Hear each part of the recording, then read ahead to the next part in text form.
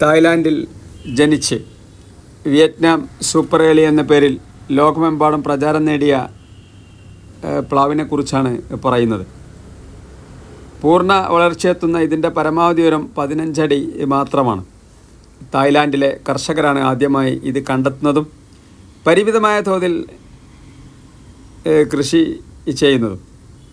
എന്നാൽ ഇത് പ്രചരിപ്പിക്കാൻ അവിടെ ഭാഗത്തുനിന്ന് കാര്യമായ ഒരു ശ്രമവും ഉണ്ടായില്ല. എന്ന് മാത്രമല്ല, വിയറ്റ്നാമിന് ഇത് നൽകാൻ അവർ മടികാട്ടിയതുമില്ല. എന്നാൽ വിയറ്റ്നാം ആകട്ടെ ഇതിന് വ്യാപകമായ പ്രചാരണം കൊടുത്ത് ഇതിൻ്റെ പേര് വിയറ്റ്നാം സൂപ്പർ ഏളി എന്നാക്കി. ഒരു വർഷം 2 തവണ വിളവെടുക്കാം എന്നാണ് ഇതിൻ്റെ മറ്റൊരു പ്രത്യേകത. ഒന്നാം വർഷം ശരാശരി 4 ചക്കകൾ മാത്രമായിരിക്കും ഉണ്ടാവുക.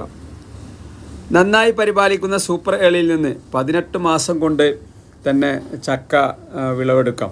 പക്ഷെ ഒരു ശ്രദ്ധിക്കേണ്ട കാര്യം, ഇങ്ങനെ ഉയർന്ന് പൊങ്ങാൻ അനുവദിക്കാതെ അതിൻ്റെ കൊമ്പുകൾ കട്ട് ചെയ്ത് കൊടുക്കുമ്പോൾ മാത്രമാണ് ചക്ക പെട്ടെന്ന് കായ്ക്കാൻ തുടങ്ങുന്നത്. അപ്പോൾ ഇത് കട്ട് ചെയ്തതാണ്. ഇത് വാങ്ങിയപ്പോൾ 3 വർഷം എന്നൊക്കെ പറഞ്ഞിരുന്നു. വണ്ടൂരിലുള്ള കല്ലൂർ റബ്ബർ നേഴ്സറിയിൽ നിന്നാണ് വാങ്ങിയത്. പക്ഷേ ഇത് 1.5 വർഷം കൊണ്ട്, 2 വർഷം ആയിട്ടില്ല, അതിനു മുമ്പ് തന്നെ ഇത് കായ്ക്കാൻ തുടങ്ങിയിട്ടുണ്ട്. ചക്ക കൊണ്ട് എന്തൊക്കെ കാര്യങ്ങളാണോ ലോകത്തിനാവശ്യം അവയെല്ലാം നിറവേറ്റുന്നതിന് സൂപ്പർ ഏളിക്കാവും. ഇതിൻ്റെ സുഗന്ധം ആരെയും ആകർഷിക്കുന്നതാണ്. സൂപ്പർ ഏളി ഈ പ്ലാവിൻ്റെ വളർച്ചയ്ക്ക് അനുകൂല കാലാവസ്ഥ സാഹചര്യമാണ് കേരളത്തിലുള്ളത്. വീടുകളിലും ഏത് പ്രദേശങ്ങളിലും ഇതിന് കൃഷി ചെയ്യാം. വേനൽക്കാലങ്ങളിൽ നമ്മൾ നനച്ചു കൊടുക്കേ വേണ്ടൂ.